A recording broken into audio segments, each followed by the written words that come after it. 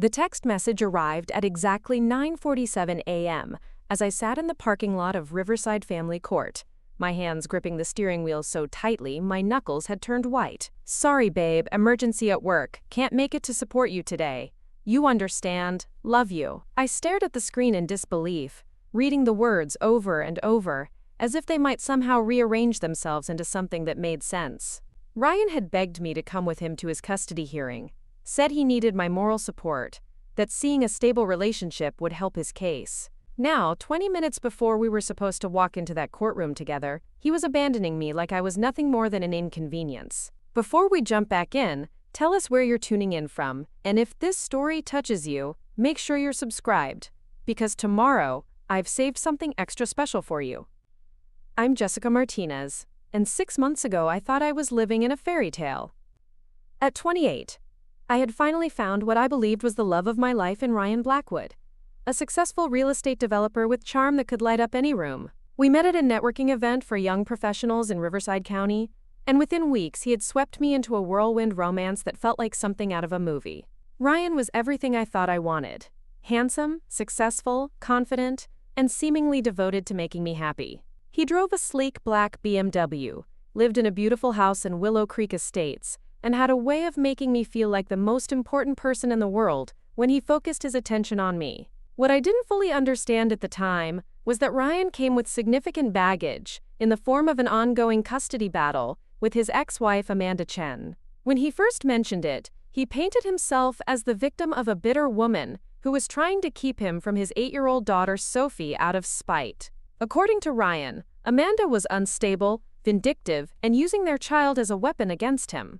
He claimed she had turned Sophie against him, that she was a neglectful mother who put her nursing career before her daughter's needs, and that he was fighting for full custody to protect his little girl. I believed every word because I was in love, because Ryan was convincing, and because I had no reason to doubt him. When he asked me to move in with him after just 3 months of dating, I said yes. When he suggested I quit my job at the small marketing firm downtown to help him with his real estate business, I hesitated but eventually agreed. When he started asking me to attend family court hearings as a show of support, to demonstrate to the judge that he was in a stable, committed relationship, I felt honored that he trusted me enough to include me in something so important. That morning in October, sitting alone in that courthouse parking lot, was the first time I truly questioned whether everything Ryan had told me was the truth. The custody hearing was supposed to be the final one, the day when the judge would make a decision about Sophie's future. Ryan had been preparing for weeks, coaching me on what to say if anyone asked about our relationship, about what a wonderful father he was, about how stable our home environment would be for Sophie. He had bought me a conservative navy blue dress to wear, told me exactly how to style my hair, and rehearsed with me the perfect responses to potential questions. Now he wasn't here, and I was left sitting in a courthouse parking lot feeling like a complete fool. My first instinct was to drive away, to go home and pretend this whole situation had nothing to do with me. After all, this was Ryan's fight, not mine. I barely knew his daughter Sophie beyond a few awkward dinners, where she seemed withdrawn and uncomfortable. I had met Amanda only once, briefly, during a tense custody exchange in a grocery store parking lot where she had looked at me with a mixture of pity and warning that I hadn't understood at the time. But something stopped me from starting my car and driving away. Maybe it was the fact that I had taken the day off work specifically for this hearing. Maybe it was the memory of Sophie's sad eyes during those dinners, or the way she seemed to flinch slightly whenever Ryan raised his voice. Maybe it was the growing list of small inconsistencies in Ryan's stories that I had been unconsciously cataloging for weeks. Whatever it was, I found myself getting out of my car and walking toward the courthouse entrance, telling myself I would just observe from the back of the courtroom to satisfy my curiosity about what was really going on. The security line moved slowly, giving me time to think about how I had ended up in this situation. 6 months ago, my life had been simple and predictable. I lived in a modest apartment in the Maple Grove neighborhood, worked at a small but growing marketing firm, and spent my free time taking business classes at Riverside Community College. I wasn't rich, but I was independent and building towards something meaningful. Then Ryan entered my life like a hurricane, overwhelming me with attention, gifts, and promises of a future I had never dared to imagine. Looking back, I could see the red flags I had ignored. The way Ryan spoke about his ex-wife with such venom, never acknowledging any fault in their marriage's failure. The fact that he never encouraged me to spend time with Sophie alone, always positioning himself as the mediator of our interactions. The expensive gifts that came with subtle strings attached, making me feel obligated to show my gratitude in specific ways. The gradual isolation from my friends and family as Ryan demanded more and more of my time and attention. But love makes you blind to things you don't want to see, and I had been so eager to believe in our future together that I overlooked the warning signs. Ryan had a way of making his problems seem reasonable, his anger justified, his demands perfectly logical. When he complained about Amanda's behavior, I sympathized. When he asked me to support him at court hearings, I felt needed and important. When he suggested I could contribute to his business instead of working for someone else, it seemed like a partnership. Inside the courthouse, I followed the signs to Family Court and found myself outside courtroom 3B. Through the small window in the door, I could see people already seated inside. The hearing was scheduled to start in 15 minutes, and I still hadn't decided what I was going to do. Part of me wanted to text Ryan back, to demand an explanation for why he had abandoned me here. Part of me wanted to march into that courtroom and support him exactly as we had planned, to prove my loyalty despite his absence. Instead, I found myself looking for a bathroom where I could collect my thoughts and figure out my next move. As I walked down the hallway, I heard my name called softly from behind me. I turned around to see a woman about my age approaching hesitantly. She was petite with shoulder-length black hair, wearing a simple gray suit that looked like it had seen better days. Her face was familiar, and after a moment I realized this was Amanda Chen, Ryan's ex-wife. "Jessica, right?" she said, her voice gentle but tired. "I thought that was you. I'm Amanda." I nodded, suddenly feeling incredibly awkward. Here was the woman Ryan had painted as his nemesis, and she looked nothing like the bitter, vindictive person he had described. She looked exhausted, yes, and stressed, but there was a kindness in her eyes that caught me off guard. "I'm sorry," I said automatically, though I wasn't sure what I was apologizing for. "Ryan couldn't make it today. Work emergency." Something flickered across Amanda's face. Not surprise, exactly, but a kind of knowing resignation. "That's happened before," she said quietly. "Important hearings where he suddenly has emergencies." I felt a defensive response rising in my throat, but before I could speak, Amanda continued. "Listen, I know this is awkward, and I know Ryan probably told you terrible things about me, but can I buy you a coffee? There's a cafe downstairs, and the hearing isn't for another few minutes. I think there are some things you should know." Every instinct told me to politely decline and walk away.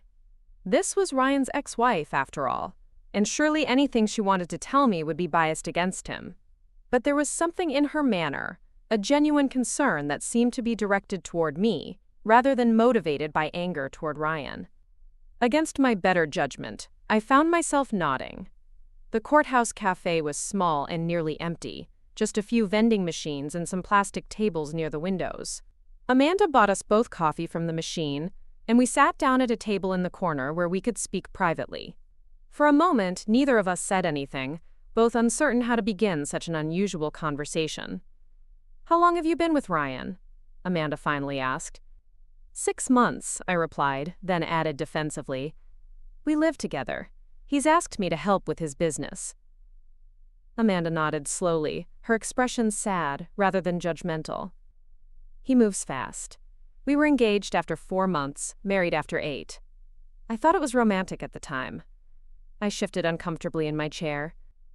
"I don't think it's appropriate for us to discuss your marriage." "You're right," Amanda agreed, "but I'm not here to talk about our marriage.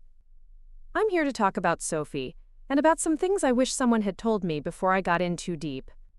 She pulled out her phone and showed me a photo of a little girl with Ryan's dark hair and Amanda's delicate features, smiling brightly at the camera. Sophie looked happy and carefree in the picture, completely different from the withdrawn child I had met at those awkward dinners. "This was taken last month during my custody weekend," Amanda said. "Sophie is a wonderful little girl, but she's been struggling with the divorce and the custody battle. She's seeing a therapist, Dr. Sarah Mitchell, who's been helping her process everything." I looked at the photo, remembering how quiet Sophie had been during our interactions, how she seemed to shrink into herself whenever Ryan became animated or raised his voice. "She seems like a sweet kid," I said carefully. "She is. And she's also terrified of disappointing her father." Amanda's voice was quiet but firm. "Dr. Mitchell says Sophie has been showing signs of anxiety and people-pleasing behaviors that are concerning for a child her age. She's so worried about making Ryan angry that she's stopped expressing her own needs and feelings." I frowned, thinking about this. "Ryan says you've been turning her against him." Amanda sighed deeply. "Ryan says a lot of things. The truth is, I've never said a negative word about him to Sophie. I've encouraged their relationship, arranged extra visits when his schedule allowed, and tried to co-parent as peacefully as possible. But Ryan interprets any boundary or disagreement as an attack on him." She pulled out a folder and showed me some documents. "These are emails between Ryan and me over the past year. You can see that I've been trying to coordinate schedules, suggest family therapy, and find solutions that work for everyone." Ryan's responses. She paused, looking uncomfortable. "Well, you can see for yourself." I skimmed through the printed emails, and even with my limited context, I could see a pattern. Amanda's messages were professional and focused on Sophie's needs. Requests for communication about school events, suggestions for consistent bedtimes, offers to be flexible with the custody schedule. Ryan's responses were often short, dismissive, or accusatory. In several emails, he threatened legal action over minor disagreements, or accused Amanda of trying to sabotage his relationship with Sophie. "I know this is a lot to process," Amanda said gently. "And I know Ryan probably seems wonderful to you. He can be charming and generous and exciting when he wants to be. But he also has a pattern of behavior that becomes clearer over time." I wanted to argue with her, to defend the man I loved, but the emails were right there in black and white. More disturbing was how familiar some of Ryan's language seemed. The same tone he used when he complained about his business partners, his family, or anyone who... Preparing and narrating this story took us a lot of time, so if you are enjoying it, subscribe to our channel. It means a lot to us. Now back to the story. Disagreed with him. The same tendency to frame every conflict as him being wronged by unreasonable people. "Why are you telling me this?" I asked. Amanda met my eyes directly. "Because I was where you are 6 years ago. I believed everything Ryan told me about his ex-girlfriend, about his business partners, about his family. I thought I was different, that our love was special, that I could help him heal from all the ways other people had supposedly wronged him. It took me 3 years of marriage and 2 years of custody battles to understand that the problem wasn't everyone else." The courthouse cafe suddenly felt very small and airless. I stared at the emails, seeing patterns I didn't want to acknowledge. "But he loves Sophie," I said weakly. "He wants full custody because he wants to be a good father." "Does he?" Amanda asked quietly. "Or does he want to win?" "There is a difference, Jessica. A father who loves his child wants what's best for that child, even if it's not what's best for him. Ryan has refused family therapy, refused to follow the custody evaluator's recommendations, and refused to consider shared custody arrangements that would give Sophie stability. He wants all or nothing, and he wants it to prove that he was right and I was wrong." My phone buzzed with another text from Ryan. "How's it going? Wish I could be there. Make sure you show them what a great team we are." The casual tone of the message, coming after he had abandoned me at such an important moment, suddenly felt less like an emergency and more like a choice. "The hearing is about to start," Amanda said, checking her watch. "I understand if you want to go in there and support Ryan, that's your choice to make. But I want you to pay attention to what happens in that courtroom. Listen to what everyone says, not just Ryan's version afterward. And if you ever want to talk about anything you've seen or experienced, my number is in that folder." She stood up, gathering her papers with the efficiency of someone who had been through this process many times before. "I hope things work out for you, Jessica. I really do. But if they don't, please know that you're not crazy, you're not overreacting, and you're not alone." As she walked away, I sat alone in the cafe trying to process everything she had told me. The rational part of my mind insisted that this was exactly what Ryan had warned me about, Amanda trying to manipulate me with lies and emotional manipulation. But the emails I had just read were written in Ryan's own words, and they painted a picture I couldn't ignore. I walked back upstairs to courtroom 3B with my mind racing. The hallway was now empty, except for a few people in suits who looked like attorneys preparing for their cases. Through the window in the courtroom door, I could see that the hearing had begun. Judge Rebecca Thompson, a woman in her 50s with graying hair and a no-nonsense expression, was reviewing documents at the bench, while Amanda sat at one table with her attorney, a sharp-looking woman in her 40s. The other table, where Ryan should have been sitting, was occupied only by a man I didn't recognize who kept checking his phone.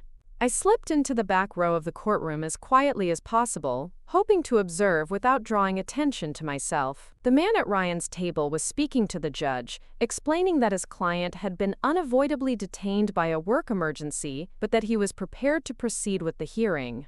I recognized him now as David Hartley, the lawyer Ryan had hired specifically for this custody case. Ryan had spoken highly of him, describing him as aggressive and willing to do whatever it took to win. Judge Thompson looked distinctly unimpressed by the explanation. "Mr. Hartley, this is the third time in 6 months that your client has failed to appear at a scheduled hearing. The court's time is valuable, and more importantly, this case involves the welfare of a child. I'm inclined to proceed without him." "Your Honor, if I could just have a few more minutes to reach Mr. Blackwood," Hartley said, holding up his phone.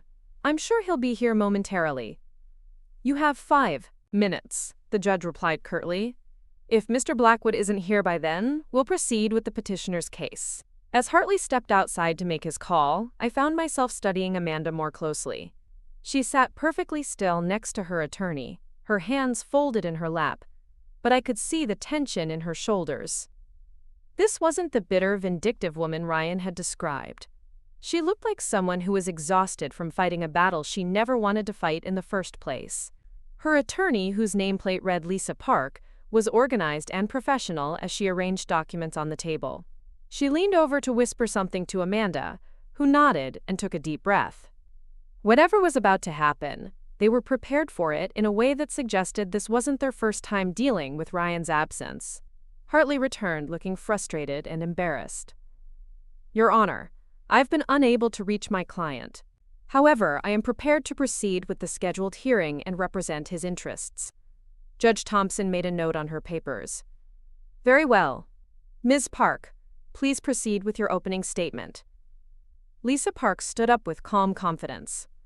"Thank you, Your Honor. Today we're here because my client, Amanda Chen, is seeking a modification of the current custody arrangement to better serve the best interests of her daughter Sophie Chen. Over the past year, we have documented a pattern of behavior from the respondent, Ryan Blackwood, that demonstrates his inability to prioritize Sophie's emotional and psychological well-being over his own desire to control the custody situation.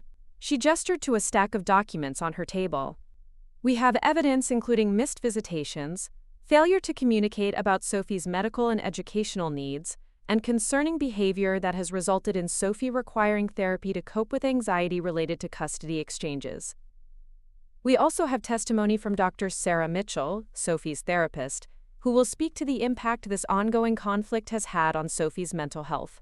As Lisa Park continued her opening statement, I found myself taking notes almost unconsciously. She described specific incidents that painted a very different picture of Ryan than the one I thought I knew. According to the documents she referenced, Ryan had missed 17 scheduled visits with Sophie over the past year, often with little or no notice. He had failed to attend parent-teacher conferences, school plays, and other important events in Sophie's life. When he did show up for visits, neighbors had reported hearing shouting and Sophie crying. Most troubling were the reports from Sophie's school counselor about the child's behavior following weekends with her father. Sophie would return to school on Mondays withdrawn and anxious, sometimes with stomach aches that seemed to be stress-related. The school had documented several instances where Sophie had broken down in tears when asked simple questions about her weekend activities. David Hartley objected frequently during Lisa Park's presentation, claiming that the evidence was biased and that Ryan wasn't present to defend himself. But Judge Thompson seemed unimpressed by his objections, especially given Ryan's pattern of missing hearings. I could see the judge making careful notes as each piece of evidence was presented. When it came time for Dr. Sarah Mitchell to testify, I paid especially close attention. Dr. Mitchell was a soft-spoken woman in her 60s who had been working with children for over 20 years. She explained that she had been seeing Sophie weekly for the past 8 months to help her cope with the stress of her parents' custody battle.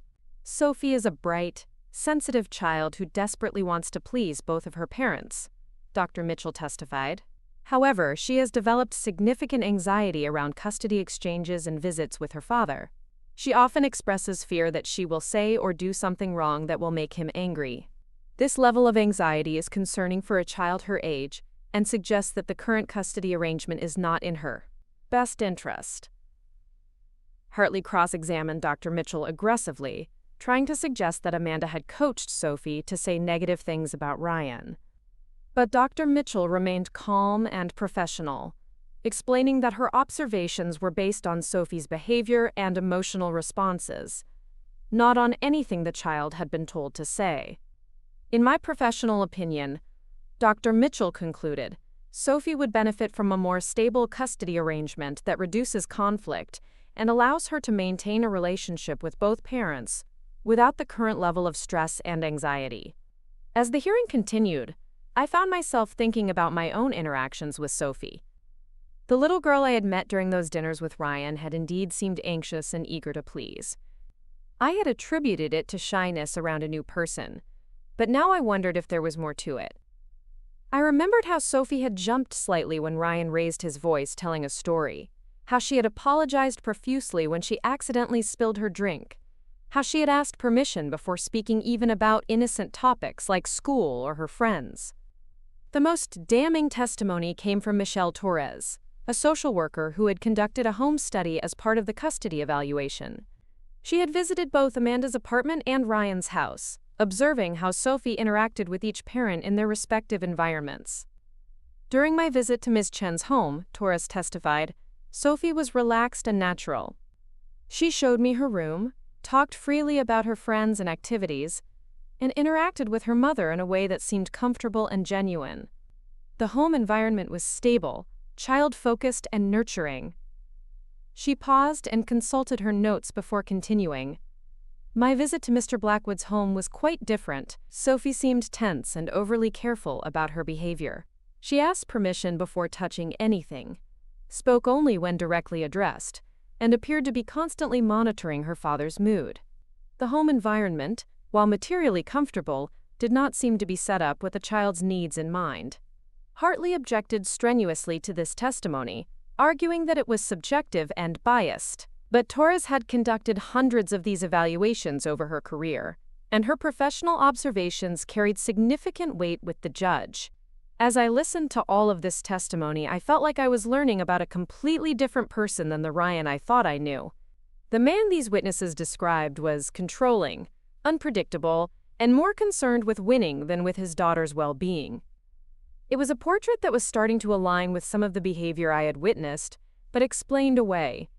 I thought about the way Ryan spoke to service workers when something wasn't perfect, the way he criticized other drivers on the road, the way he dismissed anyone who disagreed with him as stupid or unreasonable. I had excused these behaviors as stress from work or the custody battle, but now I wondered if they were actually glimpses of his true character. During a brief recess, I stepped outside the courtroom to get some air and process what I was learning.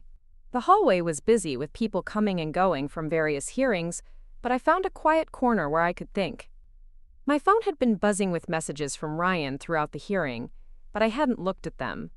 Now I pulled out my phone and read through them. How's it going in there? I hate that I'm missing this. Make sure you tell my lawyer about all the great times we've had with Sophie.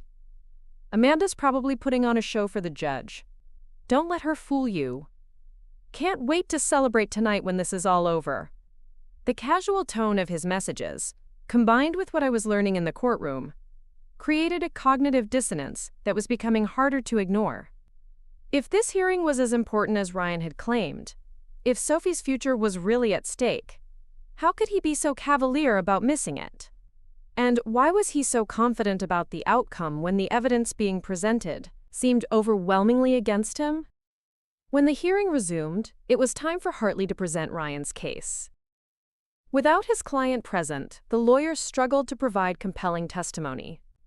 He called character witnesses who spoke generally about Ryan's success in business and his apparent devotion to Sophie, but none of them could address the specific concerns that had been raised about his parenting behavior.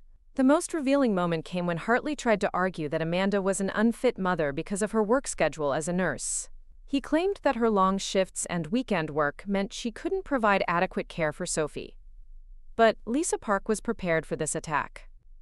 "Your Honor," she said during her rebuttal, "my client works as a registered nurse to support herself and her daughter after Mr. Blackwood stopped paying child support 6 months ago. She has arranged her schedule to be available for Sophie before and after school, and Sophie stays with my client's brother Michael during the few hours when neither parent is available. This is a far more stable arrangement than leaving Sophie with whatever girlfriend Mr. Blackwood happens to be dating at the time." The comment about girlfriends hit me like a physical blow. I realized that from Sophie's perspective, I was just the latest in a series of women who had come and gone from her father's life. No wonder she had seemed guarded around me. How many other women had Ryan introduced her to, promising they would be a family, only to have them disappear when the relationships ended? Judge Thompson asked several pointed questions about Ryan's financial obligations and his pattern of missed visits. Hartley tried to explain away each incident, but the cumulative effect was damaging. When the judge asked about Ryan's absence from today's hearing, Hartley could only repeat that it was a work emergency. "Mr. Hartley," Judge Thompson said with obvious irritation, "your client has had 6 months to prepare for this hearing. He requested this date specifically, and the court accommodated his schedule. What kind of work emergency could possibly be more important than determining the custody arrangement for his daughter?" Hartley had no good answer to this question, and I could see that his credibility with the judge was completely shot. As the hearing drew to a close, Judge Thompson announced that she would take the matter under advisement and issue her ruling within 2 weeks. "However," she added, looking directly at the table where Ryan should have been sitting, "I want to make it clear that the court is deeply troubled by Mr. Blackwood's pattern of missed hearings and his failure to prioritize this custody matter. The court's primary concern is the best interest of the child, and a parent's commitment to that process is a significant factor in our decision-making." As people began filing out of the courtroom, I remained in my seat trying to process everything I had heard. The hearing had been nothing like what Ryan had prepared me for. Instead of a bitter ex-wife trying to keep a loving father from his child, I had witnessed a professional presentation of evidence that painted Ryan as an unreliable and potentially harmful parent.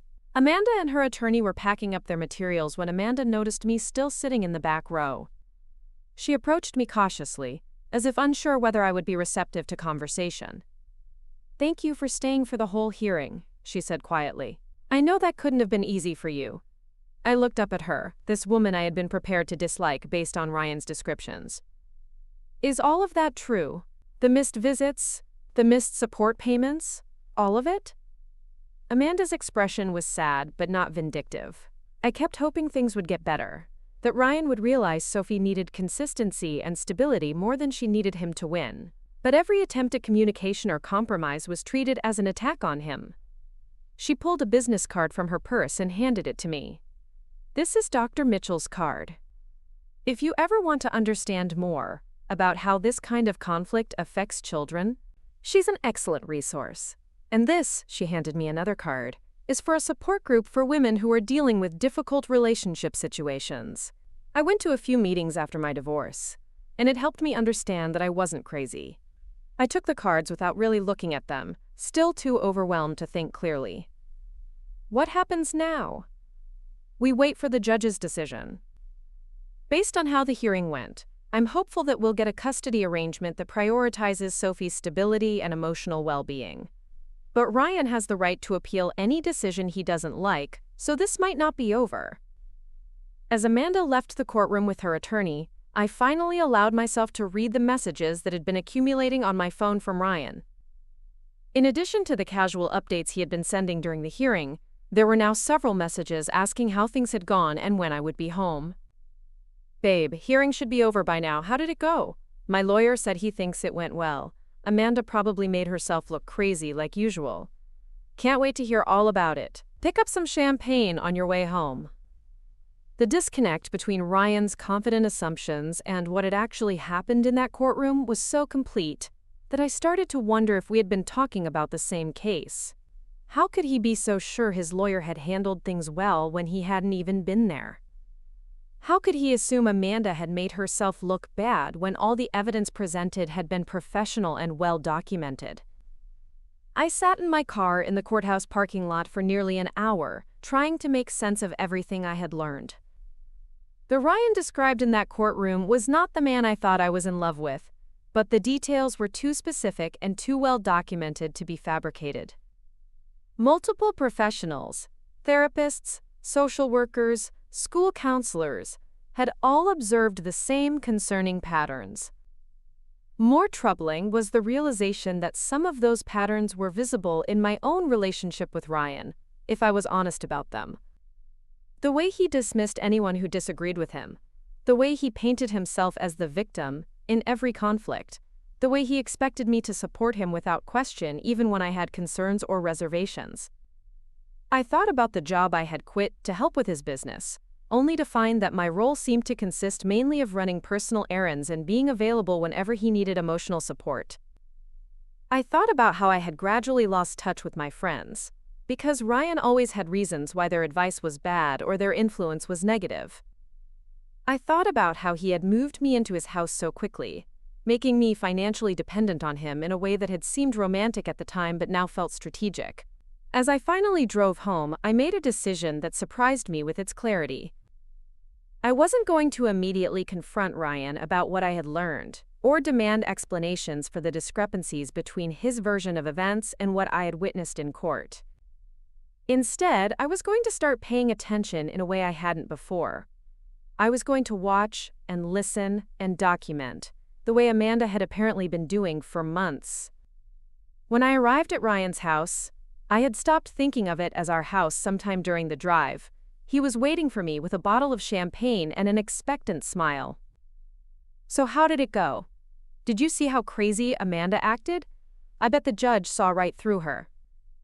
I looked at this man I thought I loved, this handsome and charming person who had swept me off my feet, and I realized I was looking at a stranger. "The hearing was very interesting," I said carefully. "Your lawyer did his best given the circumstances." Ryan popped the champagne cork with a flourish. "I knew it! I told you Hartley was the right choice. He's ruthless when he needs to be. Amanda probably didn't know what hit her." As he poured the champagne and launched into his theories about how the hearing had probably gone, I found myself studying his face with new eyes. He was so confident in his narrative, so certain that his version of reality was the only one that mattered, that he didn't even consider the possibility that things might not have gone the way he assumed. Over dinner, Ryan continued to celebrate what he believed was his victory, describing all the ways life would be better once he had full custody of Sophie. He talked about enrolling her in private school, taking her on elaborate vacations, and showing her what a real family looked like. But notably absent from his fantasies was any consideration of what Sophie might want or need, any acknowledgement that she might be attached to her current school and friends, any recognition that she might be traumatized by being separated from her mother. As the evening wore on, I found myself thinking about the little girl whose future was being decided by adults who seemed to have very different ideas about what was best for her. Sophie deserved parents who put her needs first, who communicated with each other about her well-being, who created stability rather than conflict in her life. Based on what I had observed in that courtroom, only one of her parents seemed capable of providing that kind of environment. That night, as Ryan slept peacefully beside me, confident in his assumed victory, I lay awake thinking about the choice I was facing. I could continue to support Ryan based on love and loyalty, ignoring the evidence I had seen and the doubts that were growing stronger by the hour. Or I could start asking the hard questions and seeking the truth, even if it meant discovering that the man I loved was not who I thought he was. The business cards Amanda had given me were in my purse on the nightstand. In the dim light from the window, I could just make out Dr. Mitchell's name on one of them. Tomorrow, I decided, I would start making some phone calls of my own. I owed it to myself to understand what I had really witnessed in that courtroom, and I owed it to Sophie to make sure someone was truly looking out for her best interests. The transformation that began in a courthouse parking lot was just getting started, and I had no idea how completely it would change not just my understanding of Ryan, but my understanding of myself. The next morning, Ryan left early for what he claimed was an important client meeting, kissing me goodbye and reminding me to call his lawyer to get the full details about yesterday's hearing. "Hartley probably has some great insights about how Amanda embarrassed herself," he said with satisfaction. "I can't wait to hear all about it." After Ryan's BMW disappeared down the driveway, I sat at the kitchen island with my coffee and Dr. Mitchell's business card.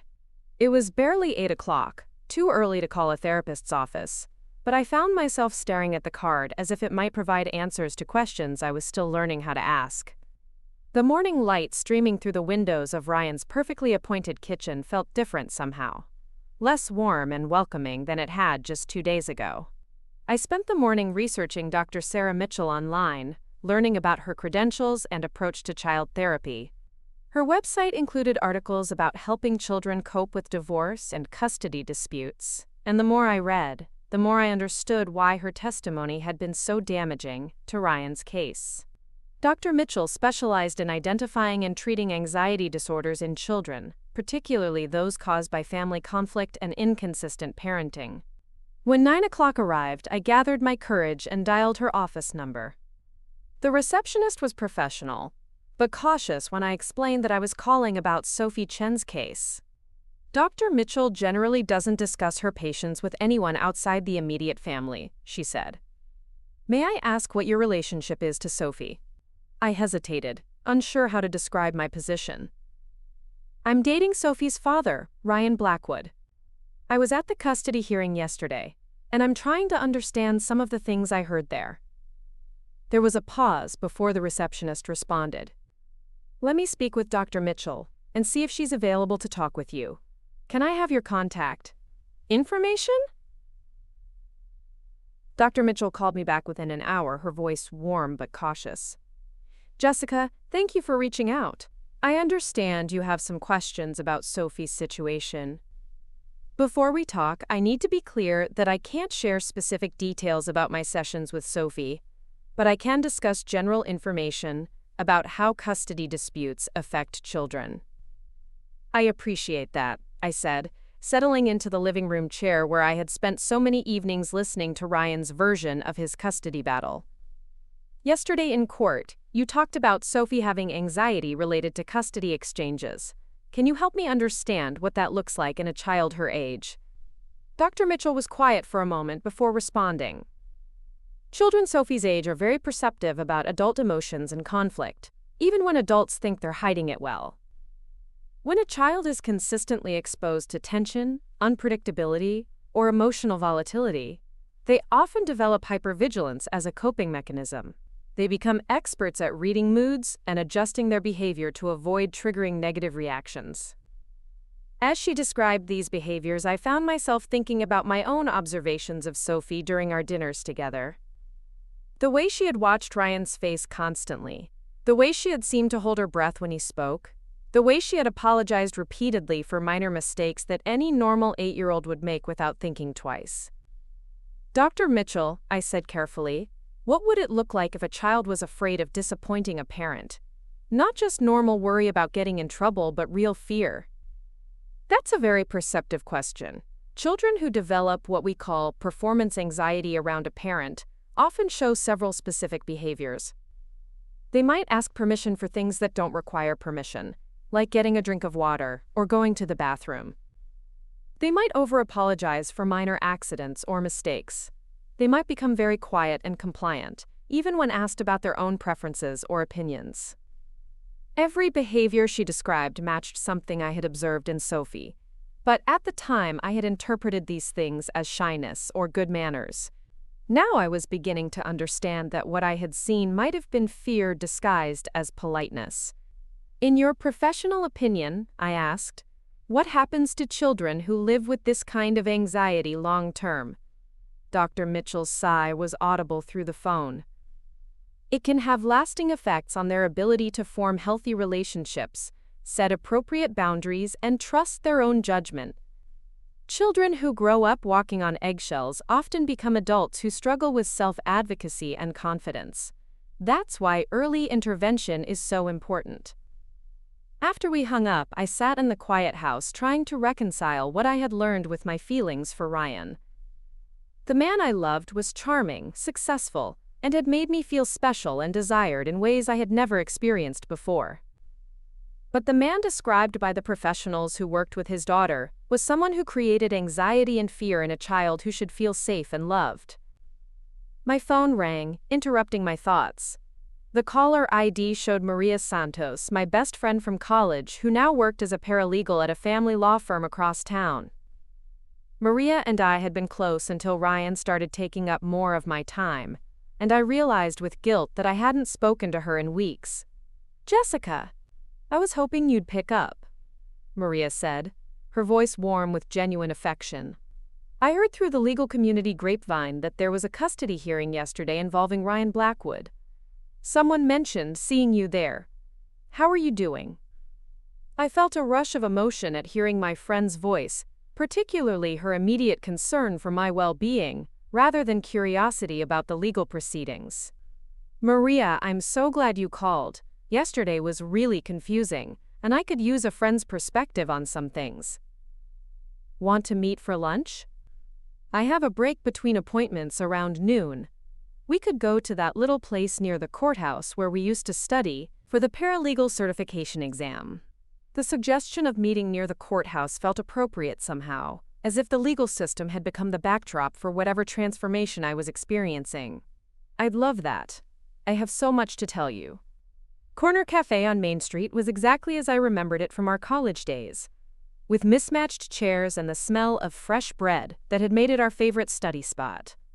Maria was already at our usual table by the window when I arrived, and seeing her familiar face with its expression of genuine concern made me realize how isolated I had become over the past few months. "You look tired," Maria said as I sat down, her trained eye taking in details I probably hadn't noticed myself. "And worried. What's going on?" I told her everything, starting with Ryan's last-minute abandonment of the custody hearing and ending with my growing doubts about his version of events. Maria listened without interruption, her paralegal training evident in the way she absorbed details and identified patterns. When I finished, she was quiet for several minutes. "Jessica," she said finally, "I need to tell you something that might be hard to hear. In my work with family law cases, I've seen a lot of custody disputes. The patterns you're describing, the missed hearings, the failure to pay support, the documented anxiety in the child, these are red flags that family court judges take very seriously." She paused to sip her coffee before continuing. "More concerning to me personally is what you're telling me about your own relationship with Ryan. The quick move-in, the job change, the isolation from friends and family, these are classic signs of what we call love bombing, followed by gradual control and manipulation." I felt defensive hearing her assessment, even though I had called her specifically for her honest perspective. But he never forced me to do any of those things. I made my own choices. "Of course you did," Maria agreed, "but think about how those choices were presented to you. Were they really free choices? Or were they framed in ways that made saying no seem unreasonable or hurtful? Did Ryan give you time to think things through? Or did he create urgency around major decisions?" As I thought back to the early days of our relationship, I had to admit that Maria's questions were uncomfortably accurate. Ryan had indeed created a sense of urgency around moving in together, suggesting that my hesitation meant I wasn't fully committed to our relationship. He had framed my job change as an opportunity to be partners in business as well as life, making it seem selfish to prioritize my independence over our future together. "Maria, what would you do if you were in my situation?" My friend reached across the table and squeezed my hand. "I would start documenting everything. Keep a journal of conversations. Save text messages and emails. Take photos of anything relevant. If your relationship with Ryan is as healthy as you hope it is, having documentation won't hurt anything. But if it's not, you're going to need evidence to protect yourself." She pulled out her phone and showed me a voice recording app. This might sound paranoid, but I've seen too many cases where women were told they were crazy or imagining things, only to discover later that their instincts were right. Trust yourself enough to keep records. After lunch with Maria, I drove around Riverside County for hours, thinking about everything I had learned over the past 2 days. I found myself parking near Sophie's elementary school, just as dismissal time began, watching as children ran out to meet waiting parents and caregivers. Among the crowd, I spotted Sophie walking slowly toward a woman I recognized as Amanda. Even from a distance, I could see the difference in Sophie's demeanor as she approached her mother. The careful, watchful tension I had observed during dinners with Ryan was absent. Sophie smiled genuinely as she reached Amanda, chatting animatedly about something that had happened during her school day. Amanda listened with obvious interest, asking questions and laughing at something Sophie said. This was the same child who had sat silently through most of our dinners, asking permission before speaking and apologizing for normal childhood behaviors. Watching her natural interaction with her mother, I realized that the withdrawn little girl I knew was not Sophie's true personality but rather her coping mechanism for managing anxiety around her father. My phone buzzed with a text from Ryan. "How did the call with Hartley go? Did he have good insights about yesterday?" I stared at the message, realizing I had completely forgotten about Ryan's instruction to call his lawyer. The truth was, I no longer wanted to hear David Hartley's spin on what had happened in that courtroom. I had been there. I had heard the evidence, and I was starting to trust my own perceptions more than Ryan's interpretations. "Got busy with errands today," I texted back. "We'll call him tomorrow." That evening, Ryan came home in an excellent mood, carrying takeout from an expensive restaurant and a bottle of wine. "I've been thinking about our celebration dinner," he said, setting the food on the counter. "Once the custody ruling comes down in our favor, we should plan a trip. Maybe take Sophie to Disneyland to celebrate our new family situation." I watched him unpack the food, noting how he had already decided the outcome of the custody case and was making plans that involved Sophie without any consideration of what she might want or need during such a major transition. "Don't you think we should wait to see what the judge decides before making plans?" Ryan looked at me with surprise. "Babe, there's no question about the outcome. Amanda made a fool of herself. My lawyer handled everything perfectly, and the judge clearly saw through her manipulation tactics. Hartley told me yesterday was even better than he expected." I felt a chill run through me. "You talked to Hartley yesterday? When?" "Right after the hearing ended. He called me with the details. Said Amanda's lawyer was clearly desperate, throwing around accusations that had no basis in reality. The whole thing was a joke." The casual way Ryan lied to me was almost as shocking as the lie itself. I had been in that courtroom for the entire hearing. I had seen David Hartley struggle to represent a client who hadn't bothered to show up. I had watched him fail to counter the documented evidence presented by Amanda's attorney. There was no possible interpretation of those events that could be described as going better than expected.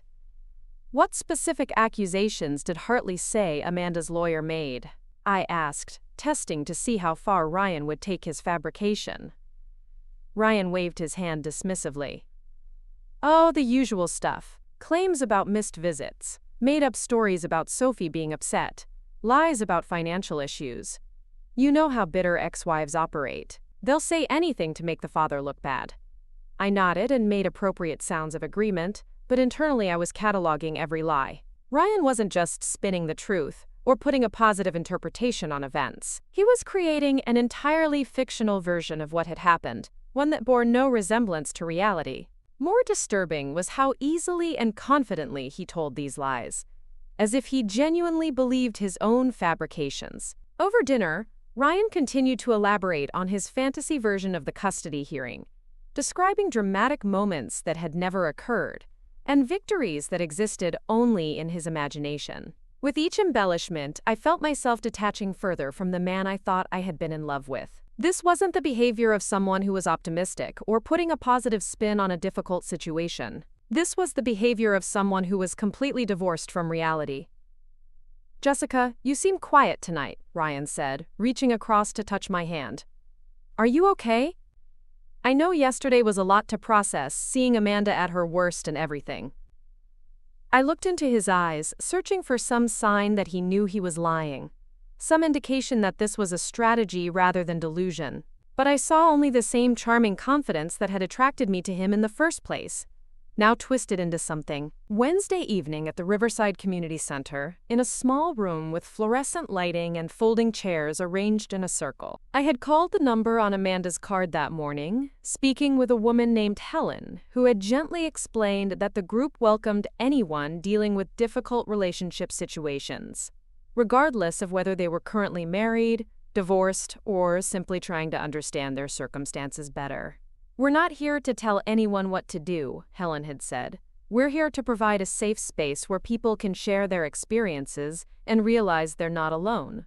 I arrived 15 minutes early, nervous about what I might hear or what I might be expected to share. The community center bustled with evening activities, children's art classes, senior exercise programs, and various support groups all meeting simultaneously. The normalcy of it all was somehow reassuring. A reminder that seeking help was a common and healthy response to life's challenges. Helen turned out to be a woman in her 50s, with kind eyes and a calm demeanor that immediately put me at ease. She introduced me to the other group members as they arrived. Sarah, who was navigating a difficult divorce.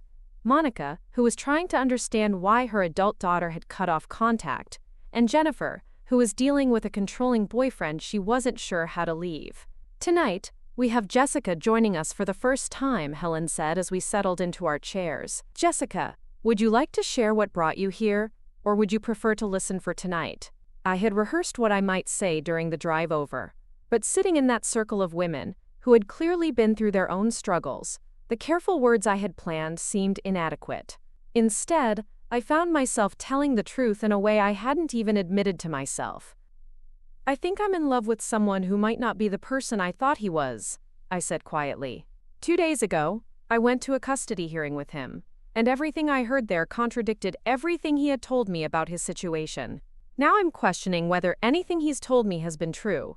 Sarah nodded with obvious recognition. "How long have you been together?" 6 months. We moved in together after 3 months. I quit my job to help with his business.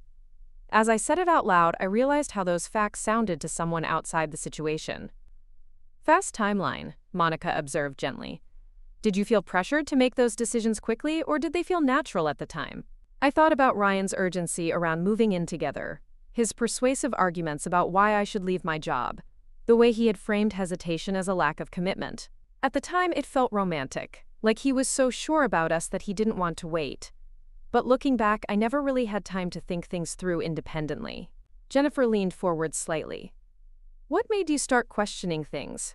Was it just the custody hearing? Or were there other signs?" The question opened a floodgate I hadn't expected. I found myself describing patterns I had rationalized for months.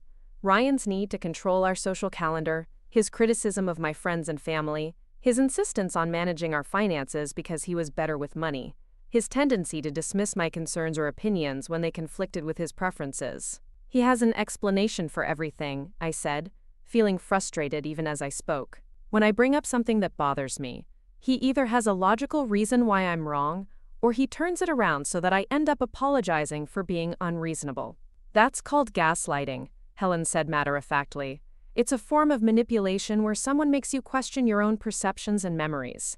Over time, it erodes your confidence in your own judgment." The term wasn't new to me, but hearing it applied to my situation with such certainty was jarring. "But he's not mean about it," I protested. "He doesn't yell or call me names. He's actually very patient when he explains why I'm seeing things wrong." Sarah laughed, but not unkindly. "Some of the most effective manipulators are incredibly charming and patient. The ones who scream and throw things are easier to identify and leave. The ones who slowly convince you that your reality isn't trustworthy are much more dangerous." As the group session continued, I listened to the other women share their experiences, and I began to see patterns that extended far beyond romantic relationships.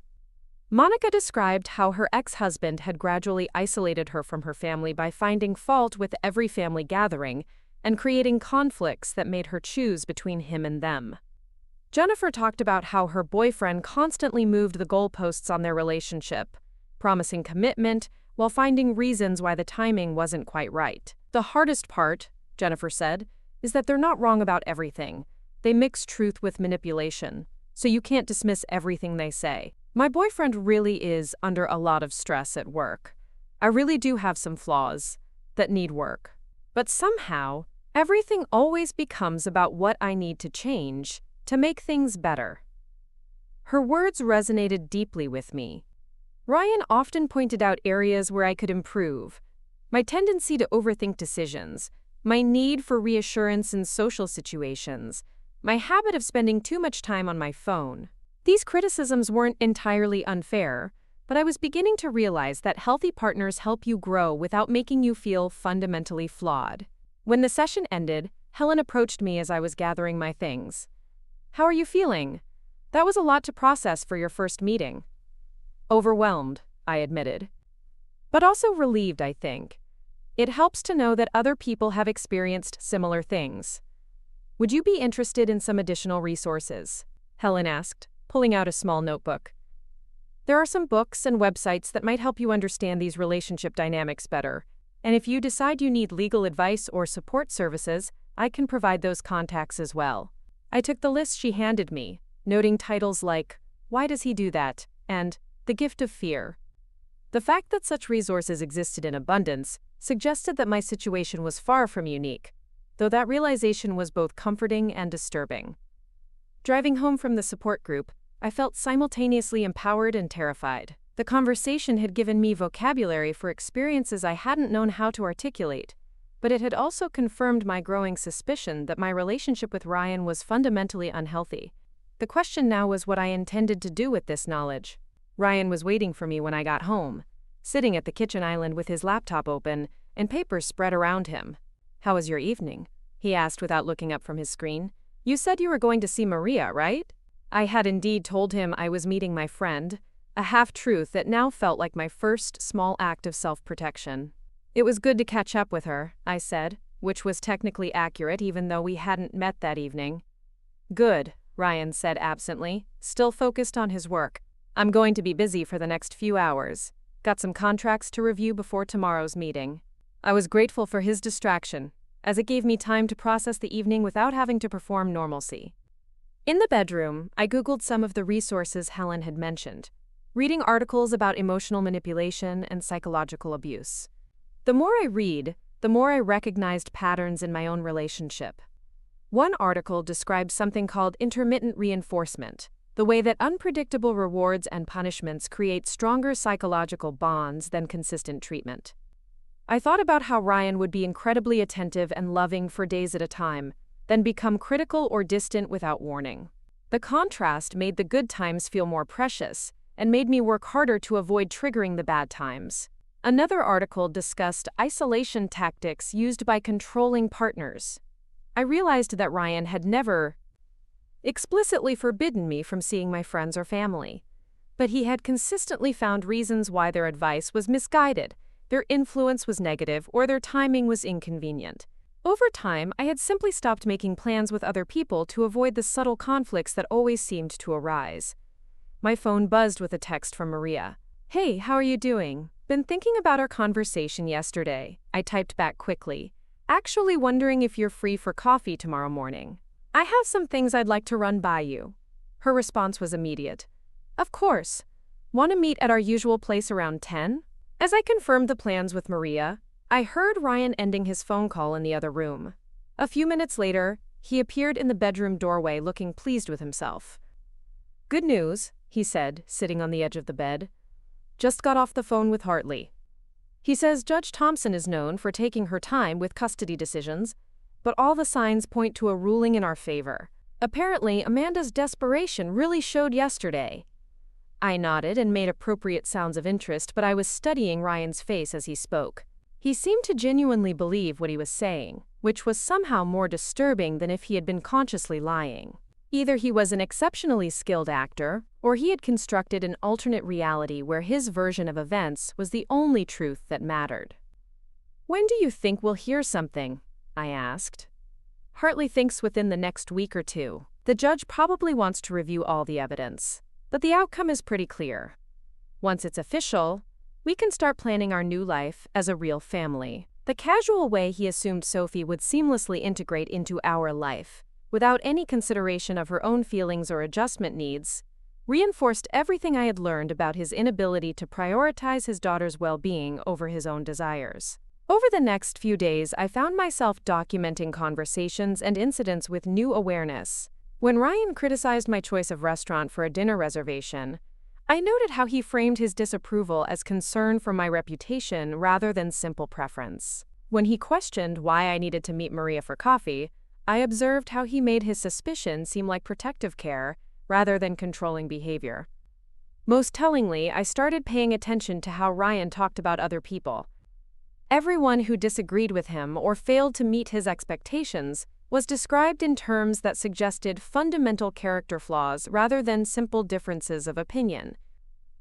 His business partner was disloyal for questioning a risky investment. His neighbor was irrational for complaining about property line issues. His ex-wife was vindictive for wanting to maintain a relationship with her daughter. The pattern was clear once I knew to look for it. Ryan divided the world into people who supported him unconditionally and people who were enemies. There was no middle ground for honest disagreement, constructive criticism, or independent thinking.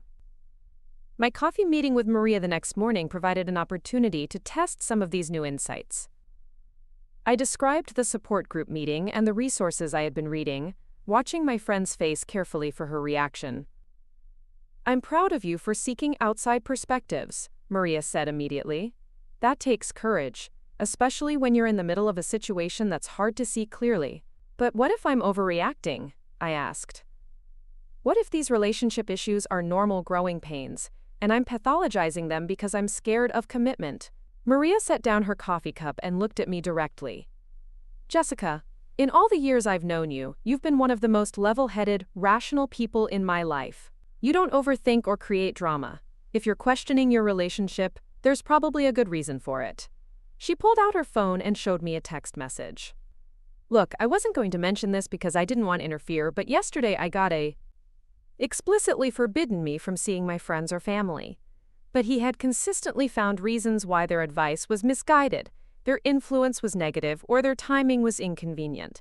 Over time, I had simply stopped making plans with other people to avoid the subtle conflicts that always seemed to arise." My phone buzzed with a text from Maria. "Hey, how are you doing? Been thinking about our conversation yesterday," I typed back quickly. "Actually wondering if you're free for coffee tomorrow morning. I have some things I'd like to run by you." Her response was immediate. "Of course. Want to meet at our usual place around 10? As I confirmed the plans with Maria, I heard Ryan ending his phone call in the other room. A few minutes later, he appeared in the bedroom doorway looking pleased with himself. "Good news," he said, sitting on the edge of the bed. "Just got off the phone with Hartley. He says Judge Thompson is known for taking her time with custody decisions, but all the signs point to a ruling in our favor. Apparently, Amanda's desperation really showed yesterday." I nodded and made appropriate sounds of interest, but I was studying Ryan's face as he spoke. He seemed to genuinely believe what he was saying, which was somehow more disturbing than if he had been consciously lying. Either he was an exceptionally skilled actor, or he had constructed an alternate reality where his version of events was the only truth that mattered. "When do you think we'll hear something?" I asked. "Hartley thinks within the next week or two. The judge probably wants to review all the evidence, but the outcome is pretty clear. Once it's official, we can start planning our new life as a real family." The casual way he assumed Sophie would seamlessly integrate into our life, without any consideration of her own feelings or adjustment needs, reinforced everything I had learned about his inability to prioritize his daughter's well-being over his own desires. Over the next few days, I found myself documenting conversations and incidents with new awareness. When Ryan criticized my choice of restaurant for a dinner reservation, I noted how he framed his disapproval as concern for my reputation rather than simple preference. When he questioned why I needed to meet Maria for coffee, I observed how he made his suspicion seem like protective care rather than controlling behavior. Most tellingly, I started paying attention to how Ryan talked about other people. Everyone who disagreed with him or failed to meet his expectations was described in terms that suggested fundamental character flaws rather than simple differences of opinion. His business partner was disloyal for questioning a risky investment. His neighbor was irrational for complaining about property line issues. His ex-wife was vindictive for wanting to maintain a relationship with her daughter. The pattern was clear once I knew to look for it. Ryan divided the world into people who supported him unconditionally and people who were enemies. There was no middle ground for honest disagreement, constructive criticism, or independent thinking. My coffee meeting with Maria the next morning provided an opportunity to test some of these new insights. I described the support group meeting and the resources I had been reading, watching my friend's face carefully for her reaction. "I'm proud of you for seeking outside perspectives," Maria said immediately. "That takes courage, especially when you're in the middle of a situation that's hard to see clearly." "But what if I'm overreacting?" I asked. "What if these relationship issues are normal growing pains, and I'm pathologizing them because I'm scared of commitment?" Maria set down her coffee cup and looked at me directly. "Jessica, in all the years I've known you, you've been one of the most level-headed, rational people in my life. You don't overthink or create drama. If you're questioning your relationship, there's probably a good reason for it." She pulled out her phone and showed me a text message. "Look, I wasn't going to mention this because I didn't want to interfere, but yesterday I got a call from Tom Rodriguez at my firm. He said someone had been asking questions about me, specifically about my friendship with you and whether I had any influence over your decisions." I felt a chill run through me. Who was asking? Tom wouldn't say, but the description sounded like it could have been Ryan. The person claimed to be concerned about you falling in with a bad crowd that might give you poor advice about relationships. The idea that Ryan was investigating my friends behind my back was both shocking and somehow not surprising. It fit the pattern of control and manipulation that I was learning to recognize, but it also represented an escalation that frightened me. "Maria, I think I need to start planning an exit strategy," I said quietly. "I don't know exactly what I'm dealing with, but I know it's not healthy." My friend reached across the table and squeezed my hand. "Whatever you need. A place to stay, help moving, legal advice, emotional support. You have it. Don't try to handle this alone." That afternoon, while Ryan was at work, I began the practical work of protecting myself. I opened a new bank account at a different institution, one where I could start saving money without Ryan's knowledge. I gathered important documents, birth certificate, passport, insurance papers, and stored copies with Maria. I researched apartments in my price range, just to know what options might be available. Most importantly, I called Amanda Chen. I had been thinking about her since the custody hearing, wondering how she was coping with the stress of the legal battle, and whether there was anything I could do to help. When she answered the phone, she sounded surprised but pleased to hear from me. "Jessica, how are you? I wasn't sure if we'd speak again after the hearing." "I've been thinking about everything that happened that day," I said carefully, "and I've been doing some research about custody cases and how they affect children. I was wondering if we could meet sometime to talk." There was a pause before Amanda responded. "I'd be happy to meet with you, but can I ask what's prompting this? I don't want to get in the middle of your relationship with Ryan, if that's not what you want." Her consideration for my situation, even while dealing with her own stress, struck me as remarkably generous. "I think I'm starting to understand some things about Ryan that I didn't see before," I said honestly. "And I'm concerned about Sophie. If there's anything I can do to help her situation, I want to know about it." We arranged to meet the following day at a park near Sophie's school, a neutral location where we could talk privately without risk of encountering Ryan. As I hung up the phone, I felt both nervous and determined. I was stepping further away from Ryan's version of reality and closer to taking action based on my own judgment. That evening, Ryan came home in an unusually good mood, carrying flowers and talking about a successful business meeting. "I closed the Patterson deal today," he announced, setting the bouquet on the kitchen counter. "Commission should be enough to take that vacation we talked about once the custody situation is resolved." I thanked him for the flowers and listened to his description of the business deal, but I found myself analyzing his behavior with new eyes.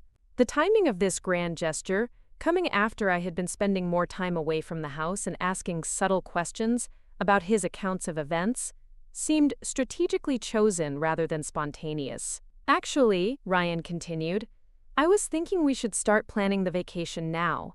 Maybe look at some resorts in Hawaii or the Caribbean. It would be good for us to have something to look forward to, and Sophie would love to see the ocean.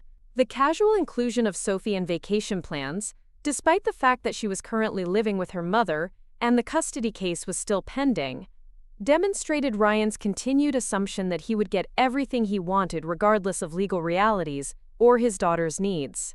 "Don't you think we should wait to see how the custody ruling goes before making specific plans?" I asked, echoing my question from several days earlier. Ryan's expression shifted slightly, the easy confidence flickering for just a moment. "The ruling is a formality at this point. Hartley is confident we'll get everything we asked for. There's no point in delaying our plans based on uncertainty that doesn't really exist." I nodded and changed the subject, but I filed away his reaction to my suggestion of caution. Ryan seemed to interpret any suggestion of uncertainty as an attack on his narrative, even when it came from someone who was supposedly on his side. Later that night, as I lay in bed listening to Ryan sleep peacefully beside me, I thought about the meeting I had scheduled with Amanda for the next day. I wasn't entirely sure what I hoped to accomplish, but I knew that I needed to understand the full scope of the situation before making any major decisions about my own future. The woman I had seen in that courtroom, presenting evidence and advocating for her daughter's well-being, deserved to know that someone was paying attention to the truth rather than accepting Ryan's fabricated version of events. And Sophie, regardless of what happened between her parents, deserved to have adults in her life who prioritized her emotional health over their own egos and desires. Tomorrow would bring new conversations and difficult choices, but for the first time in months, I felt like I was acting based on my own values, rather than simply reacting to Ryan's expectations. The transformation that had begun in a courthouse parking lot was accelerating, and I was finally ready to see where it would lead me. The park near Sophie's school was quiet in the late afternoon, with just a few joggers and dog walkers enjoying the mild October weather. I arrived early and sat on a bench overlooking the playground, watching children play while their caregivers chatted nearby. The normalcy of the scene provided a stark contrast to the emotional turmoil that had consumed my life over the past week. Amanda arrived precisely on time, looking tired but determined. She had changed from her nursing scrubs into casual clothes, and I could see the stress lines around her eyes that spoke to months of legal battles and sleepless nights. As she approached the bench where I was sitting, I felt a mixture of nervousness and resolve about the conversation we were about to have. "Thank you for meeting me," I said as she sat down beside me. "I know this is an unusual situation." "It is," Amanda agreed, "but I appreciate you reaching out. Can I ask what's changed since the custody hearing? You seemed pretty committed to supporting Ryan that day." I took a deep breath, organizing my thoughts. I was committed to supporting him because I believed his version of events. But being in that courtroom, hearing the evidence presented by Dr. Mitchell and the social worker, seeing the documentation of missed visits and unpaid support, it didn't match anything Ryan had told me. Amanda nodded slowly. "What did he tell you about me? About our marriage and the custody situation?" "He said you were bitter about the divorce and trying to keep Sophie away from him out of spite. He claimed you were an unfit mother who put your career before Sophie's needs. He said all the professionals involved in the case were biased against him because you had manipulated them." A sad smile crossed Amanda's face. "That sounds like Ryan. He has a remarkable ability to reframe any situation so that he's the victim, and everyone else is either an enemy or a pawn." She pulled out her phone and showed me a photo of Sophie at what appeared to be a school event, standing between Amanda and a man I didn't recognize. "This was taken at Sophie's science fair last month. That's my brother Michael with us. Ryan was invited but said he had a work conflict." Later, Sophie mentioned that she saw him at a restaurant across town that same evening with a woman who wasn't you. I studied the photo, noting how relaxed and happy Sophie looked standing next to her mother and uncle. It was such a contrast to the tense, overly careful child I had observed during dinners with Ryan.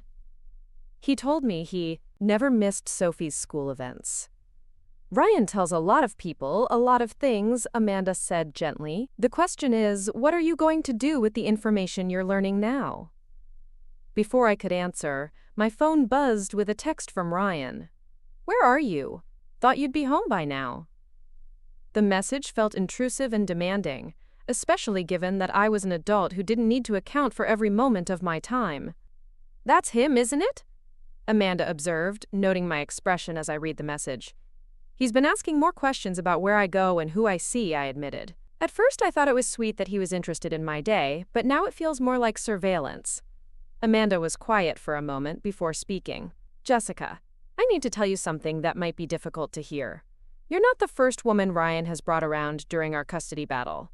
Over the past 2 years, there have been 3 different girlfriends who have appeared at hearings or custody exchanges, each one introduced as his serious partner and potential stepmother to Sophie. The revelation hit me like a physical blow. What happened to them? They disappeared as soon as they started asking questions or expressing concerns about how Ryan treated Sophie. Or in one case, as soon as the woman realized that Ryan's financial situation wasn't as stable as he claimed. I felt nauseous as the implications sank in. So I'm just the latest in a series of women he's used to make himself look stable and committed? I think you started out that way, Amanda said carefully, but I also think you might be different from the others. You're here talking to me instead of disappearing when things got complicated. That suggests you actually care about Sophie's well-being, not just about maintaining your relationship with Ryan. As we continued talking, Amanda shared more details about her marriage to Ryan and the patterns she had observed over the years. The controlling behavior, the manipulation of facts, the way he used charm and gifts to smooth over conflicts without actually addressing underlying problems. The stories were painfully familiar, echoing my own experiences with Ryan's subtle but persistent control tactics. The hardest part, Amanda said, was realizing that the man I fell in love with never really existed. Ryan is incredibly skilled at becoming whatever he thinks someone wants him to be, at least in the beginning. But once he feels secure in the relationship, the mask starts to slip. How long did it take for you to see the real Ryan? About a year, Amanda replied. Right around the time Sophie was born, actually. The stress of having a baby seemed to bring out aspects of his personality that he had been hiding. He became critical of my parenting, jealous of the attention I gave Sophie, resentful of how much our lives had changed. She showed me another photo on her phone, this one of Sophie as a toddler playing happily in what looked like a well-organized playroom. Ryan never really bonded with Sophie the way a father should. He liked the idea of having a daughter, the way it made him look like a family man, but he struggled with the actual responsibility and sacrifice that parenting requires. As Amanda spoke, I thought about Ryan's plans for his life with Sophie after winning custody. All of his fantasies involved activities that would reflect well on him. Expensive vacations, private schools, extracurricular activities that he could boast about to friends and colleagues. None of his plans focused on Sophie's emotional needs, her existing friendships, or her attachment to her mother. Amanda, can I ask you something? I said. If you could say anything to Ryan right now, what would it be? She considered the question seriously before answering. I would tell him that Sophie needs a father who loves her for who she is, not for how she makes him look. I would tell him that being a good parent means putting your child's needs ahead of your own ego. And I would tell him that the best thing he could do for Sophie right now is agree to family therapy and shared custody, so she can maintain relationships with both of us without feeling like she has to choose sides. Have you tried suggesting family therapy? Multiple times. Ryan refuses because he says it would validate my, quote, false accusations about his parenting. He sees any suggestion of compromise or professional help as an admission of fault rather than an opportunity to improve the situation for Sophie. As our conversation continued, I found myself thinking about the support group meeting and the patterns of behavior that Helen and the other women had described. Ryan's inability to accept criticism, his need to control every narrative, his use of charm and manipulation to avoid accountability. These weren't just relationship issues, they were fundamental character traits that affected every aspect of his life, including his role as a father. Amanda, I need to ask you something, and I want you to be completely honest with me. Do you think Ryan poses any danger to Sophie? Not just emotional harm, but physical danger. Amanda was quiet for a long time before answering. Ryan has never been physically violent with Sophie, or with me, but he has what I would call an explosive temper. When things don't go his way. He punches walls, throws objects, slams doors. Sophie has learned to read his moods and adjust her behavior to avoid triggering his anger. That kind of environment is psychologically damaging, even without physical abuse. The description reminded me of incidents I had witnessed but rationalized. Ryan's fury when his favorite restaurant couldn't accommodate us without a reservation. His rage when a business deal fell through.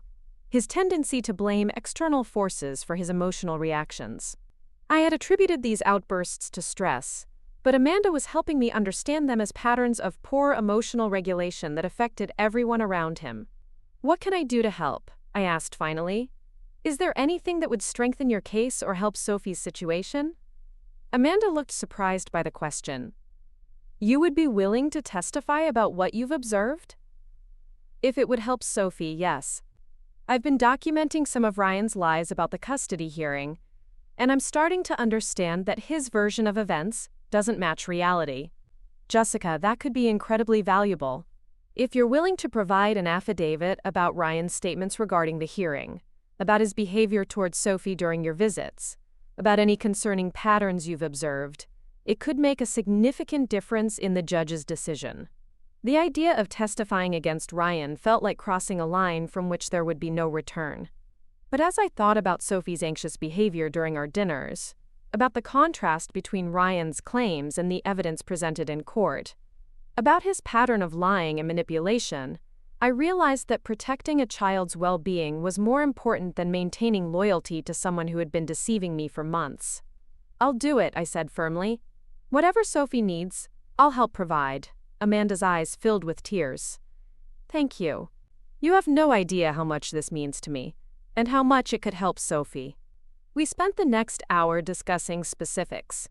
Incidents I had witnessed, conversations I had documented, patterns of behavior that might be relevant to the custody decision. Amanda's attorney would need to review everything to determine what would be most useful, but having an independent witness to Ryan's behavior and lies could provide crucial support for their case. As we prepared to leave the park, Amanda turned to me one more time. "Jessica, I need you to understand that if you go through with this, Ryan is going to be furious. He might try to convince you that you're making a mistake, or he might become threatening. Do you have somewhere safe you can go if you need to leave?" I thought about Maria's offer of support and the practical preparations I had already begun making. "I think so. And I've been documenting everything, so if he does become threatening, I'll have evidence." "Good. And Jessica, once you start seeing Ryan clearly, it's going to be painful. You're going to grieve not just for the relationship you're losing, but for the person you thought he was. That's normal and it's okay. Don't let anyone, especially Ryan, convince you that your feelings aren't valid." Driving home from my meeting with Amanda, I felt a strange combination of clarity and dread. I finally understood the full scope of what I was dealing with, but I also knew that acting on this understanding would require courage I wasn't sure I possessed. Ryan wasn't just a flawed partner, he was someone whose behavior was causing real harm to a child who deserved better. When I arrived home, Ryan was waiting in the kitchen with obvious impatience. "Where have you been? You said you were running errands, but you've been gone for 3 hours." "I ran into an old friend and we ended up talking longer than expected," I said, which was technically true even if it omitted important details. Ryan's expression didn't soften. "Which friend? Anyone I know?" The interrogation felt invasive and controlling in a way that would have seemed normal just a week ago. Now, armed with new understanding about healthy relationship dynamics, I recognized it as an attempt to monitor and control my activities. "Just someone from college," I said vaguely. "How was your day?" Ryan seemed to accept my deflection and launched into a detailed account of his business activities, but I noticed that he was watching my face carefully as he spoke, as if trying to gauge my level of interest and engagement. The performance felt calculated rather than natural, another sign that our relationship was built more on manipulation than genuine connection. That evening, I called Maria and arranged to stay at her house for the weekend, claiming that I needed space to think about some personal issues. Ryan was obviously displeased by this plan but couldn't articulate a reasonable objection, so he settled for making subtle comments about how my behavior had been off lately and how he hoped I wasn't letting outside influences affect our relationship. "I just think it's important that we make decisions together," he said as I packed a small bag. "Sometimes other people don't understand the dynamics of our relationship, and they give advice that isn't helpful." The comment confirmed my suspicion that Ryan had indeed been monitoring my activities and possibly investigating my friends. His concern wasn't about my well-being. It was about maintaining control over my perceptions and decisions. At Maria's house that weekend, I worked with her to document everything I could remember about Ryan's behavior, his lies about the custody hearing, and his treatment of Sophie during our interactions. Maria's legal training helped me organize the information in a way that would be useful to Amanda's attorney, and her emotional support helped me process the grief I was feeling about the end of my relationship. It's okay to feel sad about losing someone, even when you know leaving is the right decision, Maria reminded me as I struggled with conflicting emotions. You're not just losing Ryan, you're losing the future you thought you were building together. That's a real loss, even if the future was based on lies. On Monday morning, I called Lisa Park, Amanda's attorney, and arranged to meet with her to discuss providing an affidavit. The conversation was professional and straightforward. Lisa explained what information would be most helpful and how the process of providing testimony would work. She also warned me that Ryan's attorney would likely try to discredit my testimony by claiming I was biased or had been manipulated by Amanda. "Are you prepared for that kind of scrutiny?" Lisa asked. Defense attorneys can be aggressive in their cross-examination, especially when they're trying to protect a client who doesn't have a strong case. "I'm prepared," I said, surprising myself with how confident I sounded. "Everything I'm planning to testify about is based on my own observations and Ryan's own words.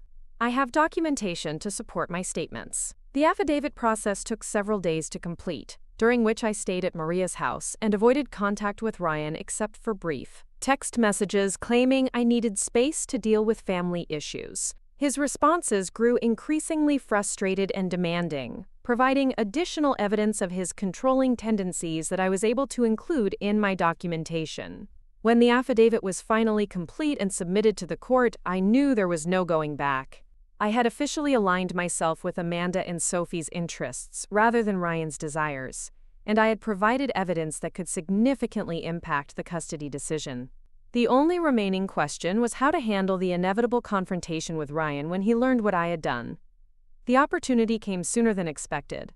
On Thursday afternoon, Lisa Park called to inform me that the judge had scheduled a follow-up hearing for the following Monday, and that Ryan had been notified that additional evidence would be presented. David Hartley had requested information about the new evidence, which meant Ryan would soon learn about my affidavit. "You should prepare for him to contact you," Lisa warned. "He's going to want to know what you've said, and whether you can be convinced to withdraw your statement." That evening, my phone rang with Ryan's number. I had been dreading this conversation, but I also felt ready for it in a way that surprised me. Armed with knowledge about manipulation tactics and support from people who genuinely cared about my well-being, I felt stronger than I had in months. "Jessica, we need to talk," Ryan said without preamble when I answered. "I just heard from my attorney that you've been talking to Amanda and her lawyer. Please tell me this isn't what it sounds like." "I've provided an affidavit about my observations regarding your behavior and statements," I said calmly. "Everything I included was based on what I personally witnessed or what you told me directly." The silence that followed was heavy with shock and rage. When Ryan finally spoke, his voice was cold in a way I had never heard before. "You have no idea what you've done. You've destroyed any chance Sophie had of having a stable home environment. You've ruined our relationship based on lies that Amanda fed you." "I based my statement on your own words, Ryan. The lies you told me about what happened at the custody hearing, the way you spoke about Sophie, the patterns of behavior I observed. Amanda didn't feed me anything. I saw it all myself." "You're being manipulated," Ryan insisted, his voice rising. "Amanda is using you to get revenge against me. Can't you see that? Everything we've built together, everything we planned for our future, you're throwing it all away for someone who doesn't care about you at all." The conversation continued for nearly an hour, with Ryan cycling through different tactics: anger, guilt, promises to change, threats about the consequences of my betrayal. But the manipulation techniques that had once been effective no longer worked on me. I could see each strategy for what it was, and I refused to be drawn back into his distorted version of reality. "Ryan, I'm done," I said finally. "I'll be coming by this weekend to collect my things while you're out. I've already made arrangements to stay elsewhere permanently." "This isn't over," Ryan said, his mask finally slipping completely. "You think you can just walk away and destroy my life with no consequences? You have no idea who you're dealing with." The threat was clear, But I was no longer afraid. I had legal documentation of his behavior, a support network of people who understood the situation, and most importantly, the clarity that comes from finally seeing the truth. The custody hearing the following Monday was unlike the first one I had attended. This time, I was there as a witness rather than a supporter, sitting in the gallery while Amanda's attorney presented my affidavit, along with additional evidence that had emerged since our last conversation. Ryan was present this time, sitting rigidly next to David Hartley and shooting occasional venomous glances in my direction. When I was called to testify, I felt nervous but determined. I had rehearsed my testimony with Lisa Park, focusing on specific incidents and direct quotes rather than interpretations or opinions. I described Ryan's lies about the first custody hearing, his concerning statements about Sophie, and the patterns of manipulation I had observed in our relationship. David Hartley's cross-examination was aggressive, as Lisa had warned, but I was prepared for his attempts to discredit my testimony. He suggested that I was lying to get revenge on Ryan for our relationship ending, that I had been manipulated by Amanda, and that my observations were biased and unreliable. "Ms. Martinez," Hartley said during his questioning, "isn't it true that you're only here today because you're angry at my client for ending your relationship?" "No, that's not true," I replied calmly. "I'm here because I witnessed behavior that concerned me regarding Sophie's well-being, and I believe children deserve advocates who will speak truthfully about their situations." "But you admit that you have no professional training in child psychology or family dynamics?" "That's correct. But I don't need professional training to recognize when an adult is lying about documented facts, or to observe when a child appears anxious and fearful in a parent's presence." The testimony lasted for over an hour, but when it was finished, I felt like I had done everything I could to ensure Sophie's voice was heard in the proceedings. Judge Thompson listened carefully to all the evidence presented and asked pointed questions about the new information that had emerged since the first hearing. 2 weeks later, the judge issued her ruling. Amanda was awarded primary custody of Sophie, with Ryan receiving supervised visitation rights pending completion of a parenting class and anger management counseling. The judge specifically cited concerns about Ryan's pattern of missed hearings, his documented lies about court proceedings, and testimony suggesting that Sophie experienced anxiety in his presence. Amanda called me that evening to share the news and to thank me for my role in achieving what she considered the best possible outcome for Sophie. "She's going to be okay," Amanda said, her voice filled with relief and gratitude. "Sophie can stay in her school, keep her friends, and maintain stability, while still having a relationship with her father. That's all I ever wanted." 6 months later, I was living in a small apartment in Maple Grove and rebuilding my life on my own terms. I had returned to school to finish my business degree and was working at a nonprofit organization that provided support services to families going through custody disputes. The work was meaningful in a way that my previous career had never been, and I felt like I was using my experience to help others navigate similar challenges. I occasionally heard updates about Sophie through Amanda, who had become an unlikely friend despite the unusual circumstances of our meeting. Sophie was thriving in her stable environment. Her anxiety had decreased significantly with consistent therapy, and she was even beginning to enjoy supervised visits with Ryan as he worked through his own issues in counseling. Ryan had initially threatened legal action against me for what he called defamation and interference with his parental rights, but his lawyer had apparently advised him that such a case would be unlikely to succeed and would only bring more negative attention to his behavior. The threats had stopped after a few weeks, and I had heard through mutual acquaintances that he had eventually moved to another state to start over. Looking back on that period of my life, I was struck by how dramatically things could change when someone finally decided to prioritize truth over comfort, justice over loyalty, and a child's well-being over adult ego. The woman who had sat in a courthouse parking lot feeling abandoned and confused had discovered strengths she never knew she possessed and had learned to trust her own perceptions even when doing so required difficult choices. The support group at the community center continued to be an important part of my life, and I often found myself in Helen's role, welcoming new members who were struggling to understand their own situations. The resources that had seemed so foreign and intimidating when I first encountered them had become familiar tools for helping others recognize patterns of manipulation and develop strategies for protecting themselves. Most importantly, I had learned that love without respect, honesty, and mutual support wasn't really love at all.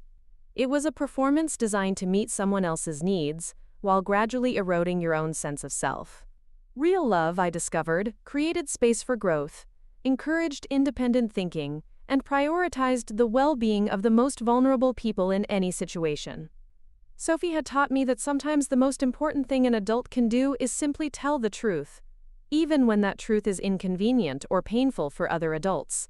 Children deserve advocates who will speak honestly about their experiences and needs, regardless of the personal cost to themselves.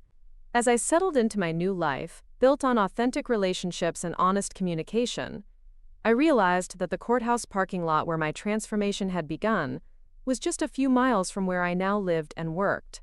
Sometimes I would drive past it on my way to other places, and each time I felt grateful for the moment of clarity that had started me on a path toward genuine freedom and self-respect. The story that had begun with abandonment and betrayal had ultimately become one of empowerment and purpose.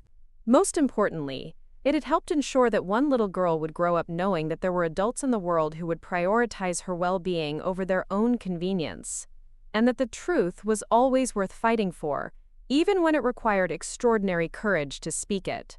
Up next, you've got 2 more standout stories right on your screen. If this one hit the mark, you won't want to pass these up. Just click and check them out.